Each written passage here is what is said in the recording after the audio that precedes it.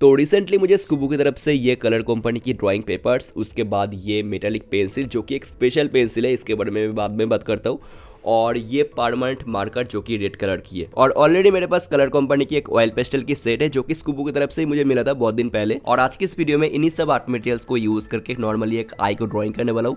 तो चलो शुरू करते हैं। तो सबसे पहले ये ड्राइंग पेपर जो कि 15x15 सेमी की है, और अभी हमें इसके ऊपर एक आई की बेसिक आउटलाइन को ड्रॉ करना है। तो उसके लिए मैं ये स्पेशल पेंसिल यूज कर रहा हूँ जिसके प्राइस आप लोग देख सकते हो, ये 900 रुपीज की है। और इसकी खास बात यह है कि ये कभी भी आपको शार्प नहीं करना पड़ेगा, ये हमेशा ऐसा ही रहेगा। ये एक्चुअली ग्राफाइट और मेटल से बना हुआ है, बट ये बहुत ही लाइट पेंसिल है गाइस, जैसे कि आप लोग देख सकते हो। ये एक्चुअली 2H ग्रेड की पेंसिल है। तो इस पेंसिल को यूज करके आप लोग ओनली आउटलाइन ही बना सकते हो, शेडिंग वगैरह कुछ भी नहीं कर सकते हो। तो टू बी जेन्युइन ये मुझे उतना भी वैल्यू फॉर मनी पेंसिल नहीं लगा।